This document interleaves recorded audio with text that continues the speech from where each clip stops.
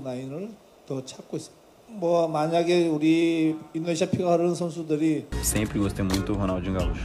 Mas é arroz, feijão, bife e batata frita. Essa era a comida que minha Hello Indonesia, my name is Iman. Indonesia will win. Ngelihat tim kita ini tipis. Kalau ke level grup 3 lagi nanti tim ini nggak cukup. Ayo salaman sama saya.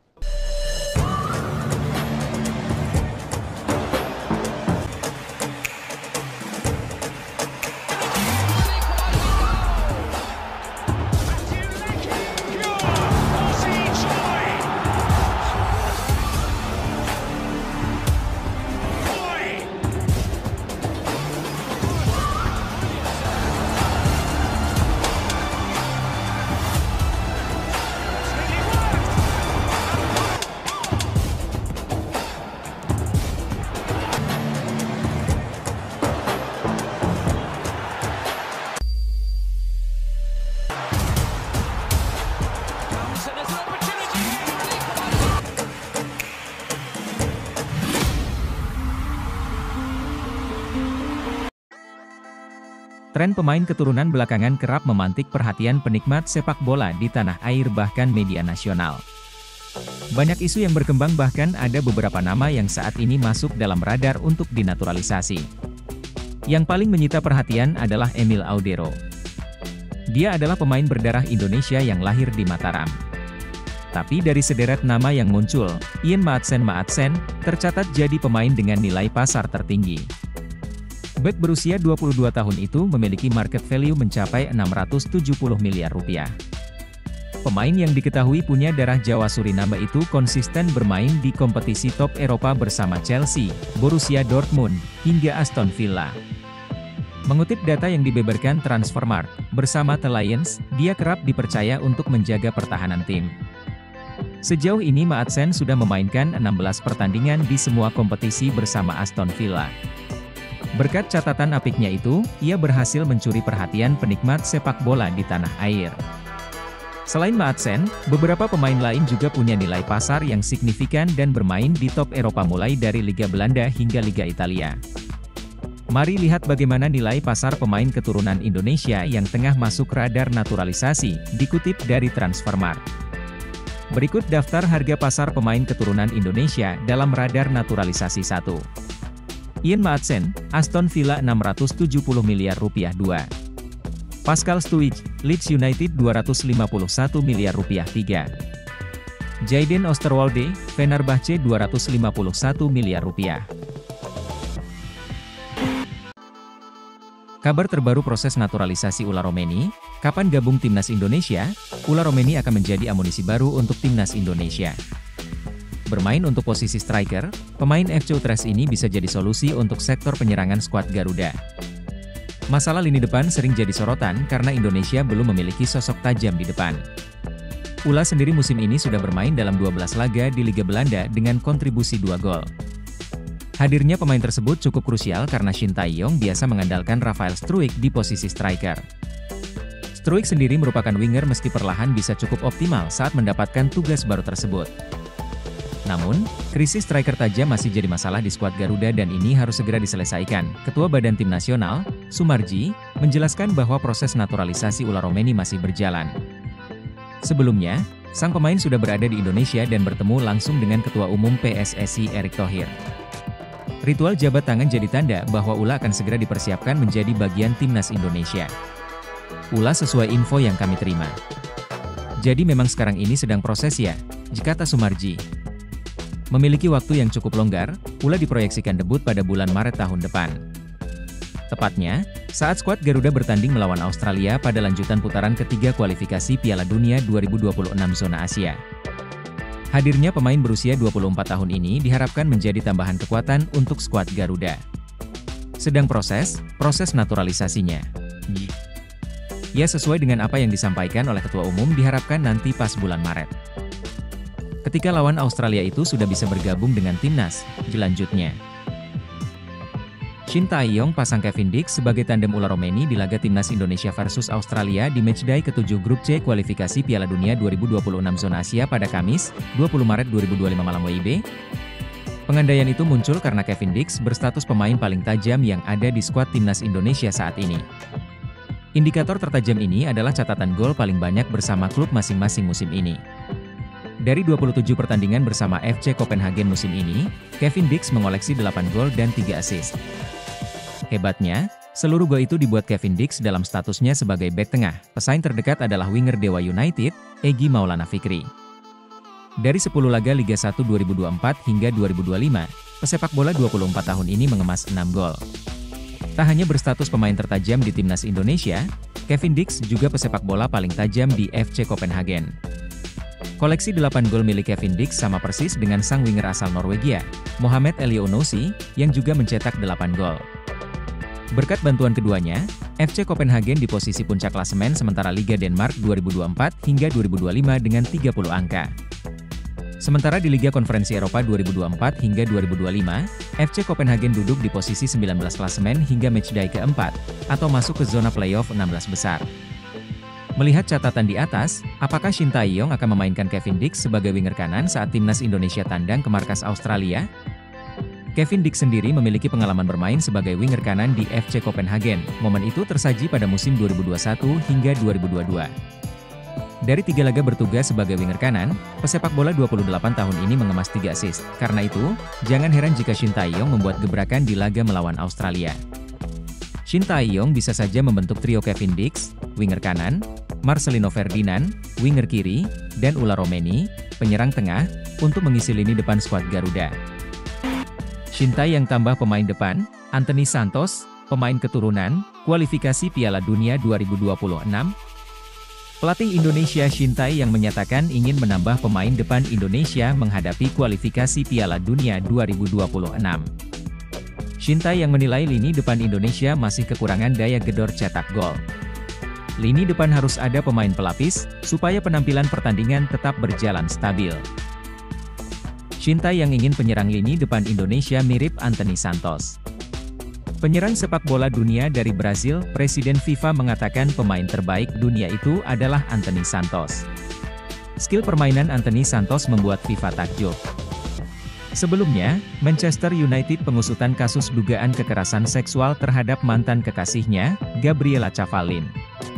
Sekadar informasi, Anthony dituduh melakukan kekerasan secara brutal terhadap perempuan asal Brasil itu. Wanita yang berprofesi sebagai DJ itu mengaku dipukuli saat sedang hamil hingga dilempari beling sampai jarinya terluka parah. Cavallin juga mengaku mendapat ancaman pembunuhan dari Anthony. Ia sudah menyerahkan bukti berupa foto dan video kepada pihak berwajib di Brasil. Tak sampai di situ, terdapat 2 wanita lain yang mengaku juga menjadi korban kekerasan Anthony, yakni Raisa de Freitas dan Ingrid Lana. Nama pertama mengklaim dianiaya saat berada di Brasil. Sementara itu, Ingrid mengaku dipaksa berhubungan badan. Pihak kepolisian masih menyelidiki kasus yang menimpa Anthony.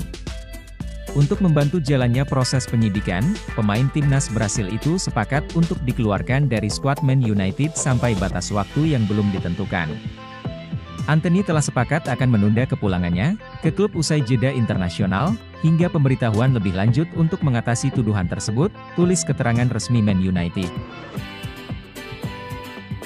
Timnas Indonesia jumpa Arab Saudi, Roberto Mancini pernah buat catatan, puji 4 pemain Garuda.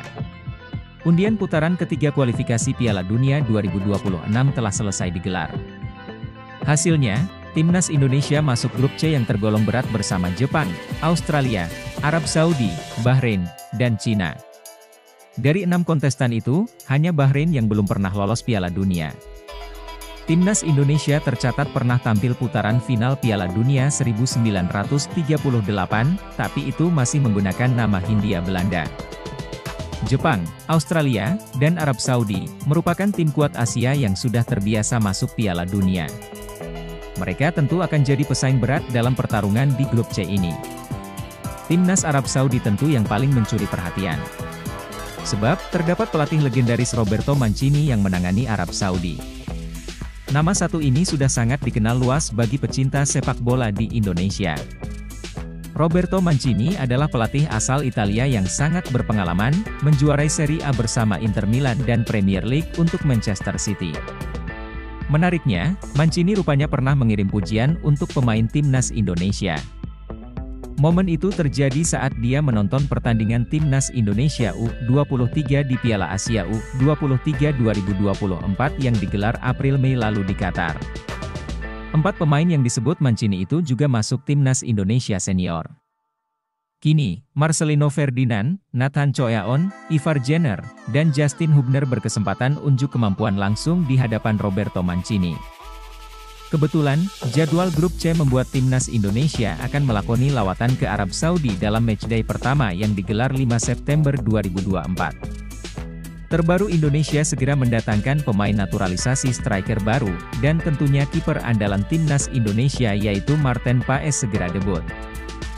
Mantan pelatih Inter Milan, Roberto Mancini mengaku kerap memantau perkembangan sepak bola Indonesia.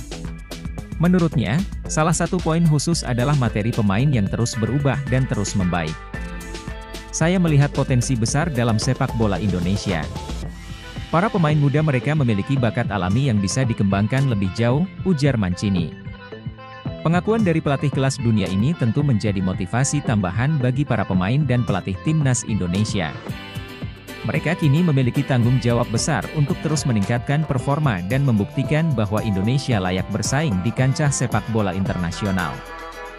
Meski tantangan besar menanti di babak ketiga kualifikasi Piala Dunia 2026, harapan dan semangat para pemain Timnas Indonesia tetap tinggi. PSSI mengisyaratkan belum akan berhenti menjalankan proyek naturalisasi untuk memperkuat Timnas Indonesia. Timnas Indonesia akan tampil di putaran ketiga kualifikasi Piala Dunia 2026 zona Asia mulai 5 September mendatang. Tim asuhan Shin Tae-yong dinilai butuh tambahan kekuatan agar tak jadi bulan-bulanan di event tersebut. PSSI mengisyaratkan bakal menambah pemain keturunan untuk terus meningkatkan kekuatan Timnas Indonesia. Bek Kevin Dix dan striker Ula Romeni disebut-sebut tengah diincar untuk dinaturalisasi. Terlepas dua pemain tersebut, Timnas Indonesia bisa diperkuat pemain naturalisasi dengan karakteristik Amerika Latin dengan tipe seperti Ronaldinho dan Lionel Messi. Untuk posisi pemain yang dinaturalisasi itu urusan pelatih. Tapi saya merasa Timnas Indonesia bisa ambil pemain dengan skill mumpuni layaknya Ronaldinho dan Lionel Messi, kata Fritz saat berbincang. Sepak bola jadi lebih menghibur dengan pemain seperti mereka. Saya tak spesifik menyebut posisi, tapi kemampuan dan karakter pemain harus seperti itu. Menyebut upaya PSSI menaturalisasi banyak pemain keturunan sebagai hal wajar. Keputusan itu disebutnya sebagai upaya mengakselerasi Timnas Indonesia saat kompetisi domestik belum mencapai level yang cukup untuk menghasilkan banyak pemain berkualitas. Timnas Indonesia akan memainkan matchday pertama grup C putaran ketiga kualifikasi Piala Dunia 2026 zona Asia dengan menghadapi Arab Saudi. Rafael Struijk dan kawan-kawan akan bertandang ke markas Arab Saudi pada 5 September 2024, sebelum menjamu Australia di Stadion Gelora Bung Tomo, GBT, Surabaya 5 hari berselang.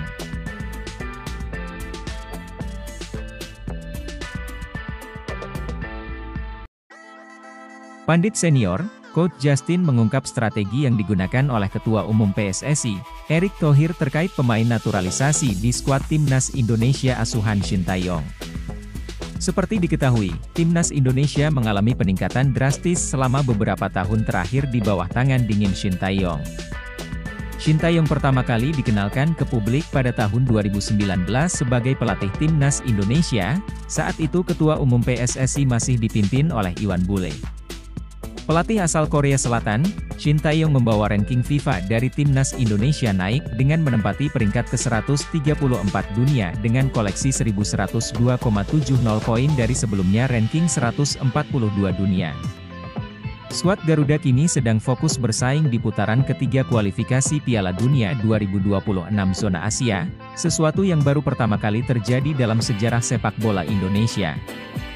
Tak hanya itu, sebelumnya Shin Tae-yong sukses mengantarkan Timnas Indonesia lolos ke 16 besar untuk pertama kalinya dalam sejarah dalam turnamen Piala Asia 2023 yang digelar Januari 2024 lalu. Selain itu, Timnas Indonesia U23 juga tak ketinggalan menorehkan prestasi dengan menembus babak semifinal Piala Asia U23 2024 meski pada akhirnya gagal lolos ke Olimpiade Paris 2024.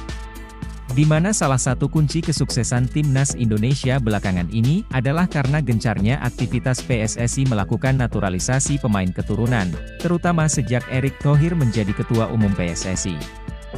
Untuk diketahui, pemain naturalisasi masih menjadi perdebatan hangat di publik, lantaran dianggap cara instan dan persaingan ketat pemain lokal di skuad Garuda. Sekarang Malaysia heboh, dulu kan merasa lebih hebat dari kita tuh, sekarang dia mencontoh kita melakukan naturalisasi, dan mereka sudah melakukan naturalisasi. Siapa Daan Rots, stiker tajam keturunan Indonesia yang tanda-tandanya bakal dinaturalisasi? Nama Daan Rots mencuat di tengah urung jelasnya status striker Ula Romeni yang konon akan dinaturalisasi. Seperti halnya Ula Romeni, Daan Rots merupakan pemain berposisi striker yang kini tengah merumput di Liga Belanda. Pemain yang kini berseragam FC Twente tersebut tergolong memiliki statistik nan ciamik, di usianya yang masih 22 tahun, Daan Rots telah memainkan 40 pertandingan di semua kompetisi. Ia telah mencetak 9 gol dan 10 assist. Pemain ini belakangan santer dikaitkan dengan proyek naturalisasi yang dipersiapkan untuk timnas lantaran disebut-sebut memiliki keturunan Indonesia. Lantas siapa sosok Daan Rots ini? Daan Rots lahir di Groenlo, Belanda 25 Juli 2001. Usianya kini 22 tahun. Pemain yang memiliki tinggi badan 1,79 tersebut merupakan pemain yang masuk kategori kesukaan Shin Tae-yong lantaran merupakan versatile alias bisa bermain di beberapa posisi. Ia tercatat bisa bermain sebagai sayap kanan, sayap kiri, penyerang bahkan hingga playmaker. Pemain yang kini mengenakan nomor punggung 11, telah bermain bersama FC Twente sejak di akademi. Ia bergabung bersama Akademi FC Twente pada 2012 hingga 2021. Karirnya berlanjut di tim senior hingga kini. Tanda-tanda dinaturalisasi? Belakangan, nama Daan Rots makin santer disebut bakal menjadi salah satu pemain yang bakal dinaturalisasi bersama dengan sejumlah nama lain yang kini juga hangat diperbincangkan. Daan Rots disebut-sebut bisa jadi solusi bila Ula Romeni batal dinaturalisasi untuk menambal stok striker yang saat ini jadi PR besar di timnas Indonesia jelang menghadapi putaran ketiga kualifikasi Piala Dunia 2026. Tanda-tanda bahwa Daan Rots bakal dinaturalisasi, kiranya sudah mulai terlihat bila mengacu pada unggahan teranyar di akun Instagramnya. Di unggahan itu terlihat sosok Fardy Bahdim memberikan like. Tak hanya itu, tampak dari daftar pengikutnya, Daan Rots juga telah mengikuti akun Instagram saudara dari Irfan Bahdim tersebut. Diketahui, Fardy Bahdim merupakan salah satu sosok berjasa yang membawa sejumlah pemain diaspora yang akhirnya dinaturalisasi. Beberapa nama yang dibawanya yakni Nathan Choe Aon, Shane Patinaman, Hom Haye, Jay Idzes hingga yang terbaru Kelvin Verdong. Nah, mungkinkan itu sebagai pertanda Daan Rots bakal mengikuti jejak pemain diaspora lainnya untuk dinaturalisasi? Patut ditunggu perkembangannya. Media Vietnam, Soha VN, menyebut potensi timnas Indonesia diperkuat 3 penyerang naturalisasi Tambajan di babak ketiga kualifikasi Piala Dunia 2026 zona Asia membuat ciut dua lawan mereka di grup C, Bahrain dan Cina. Sekadar diketahui, timnas Indonesia memang berpeluang diperkuat 3 penyerang naturalisasi tambahan di babak ketiga kualifikasi Piala Dunia 2026 zona Asia. Sebanyak 3 penyerang yang dimaksud adalah Jens Raven, FC Dordrecht U21, Mauresmo Hinoke, FC Dordrecht U21, dan Ula Romeni, FC Utrecht. Jens Raven sudah resmi menjadi warga negara Indonesia, WNI, sejak 2 pekan lalu.